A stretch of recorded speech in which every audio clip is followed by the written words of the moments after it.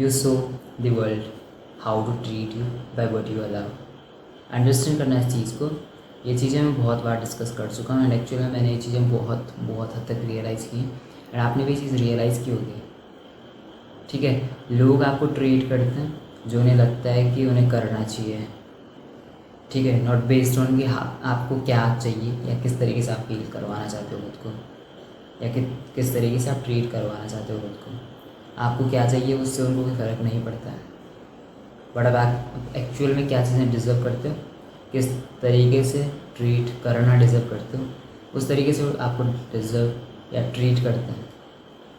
ठीक है, तो हमें समझना पड़ेगा कि हम खुद को किस तरीके से कैरी करके चलते हैं, हम खुद को किस तरीके से ट्रीट करते हैं, हमारी कुछ बाउंड्रीज हैं या नहीं है। ठीक है, अगर हमें कोई डिसरिस्पेक्ट कर रहा है तो हम वहाँ पे कुछ बोलते हैं या नहीं बोलते हैं, या हम बस करने देते हैं किसी को भी बाउंड्री क्रॉस। ये चीज़ें बहुत मैटर करती हैं, बिकॉज मैंने देखा है कि जैसे मैं क्लास 12th के बाद है मे बी, तो जैसे हमारे घर पे कोई भी आ रहा है, जैसे मैं रूम में बैठा हूँ एंड हमारे पड़ोसी लोग आ रहे हैं कि हमारा ये काम कर दे वो काम कर दे, एंड मैं मना नहीं कर पाता था। मतलब मैं बोल भी दे रहा हूँ थोड़ा मुँह से, लेकिन ऐसे से मेरे अंदर से आवाज़ नहीं आती थी, मेरे को मना ही नहीं करना आता था।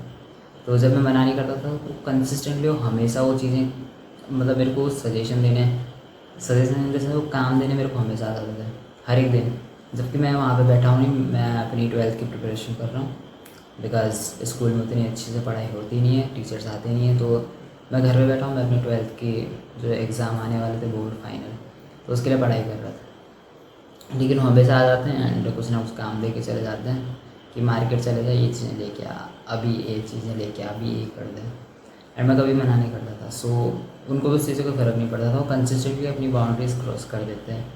यानी कि मेरे कुछ ये नहीं था कि मतलब मन तो मेरा बहुत होता था कि मैं मना कर दूँ, मैं नहीं जाऊँगा, बट मैं कभी मना नहीं कर पाता। अपना काम छोड़ के मार्केट चला जा रहा हूँ, यानी कि पीपल प्लीजिंग वाली हरकत है। एंड वहाँ से मैं खुद का डिस्टर्ब भी कर रहा था एंड ना उन्हें बस मेरे टाइम की कोई कदर थी। एंड वैसे ही सेम मेरा भाई, यानी कि जो बिल्कुल मेरे अपोजिट है, उसको ये काम देता वो बस मना कर देता हूँ, तो उसको नहीं फ़र्क पड़ता सामने वाले इंसान को बुरा लग रहा है अच्छा लग रहा है, आई डोंट केयर। अगर मैं बिजी हूँ तो मैं मना कर दूँगा, दैट्स इट। ठीक है, सो इस वे में हमें समझना पड़ेगा कि अगर हमारी कुछ बाउंड्रीज हैं हाई लेवल की, सो हमारी सेल्फ वर्थ उस लेवल तक होती है।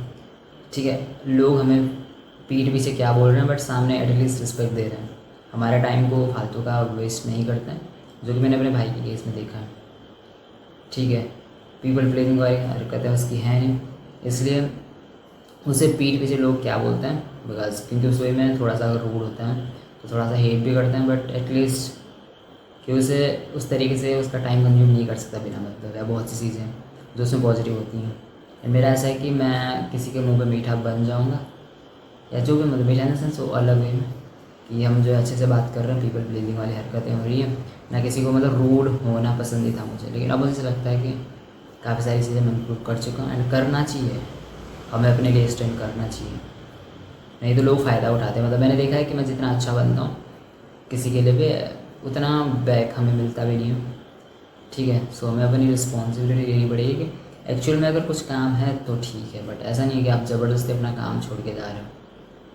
सो हमारे अंदर वो चीज़ें होनी चाहिए कि हमारी कुछ बाउंड्रीज हैं जिनको हम कभी क्रॉस नहीं करने देंगे किसी को भी, दैट्स इट। लोग हमें ट्रीट करते हैं जिस वे में हम ट्रीट होना चाहते हैं, बिकॉज वो हमें देख के हमें ट्रीट करते हैं कि हम क्या डिज़र्व करते हैं, दैट्स इट।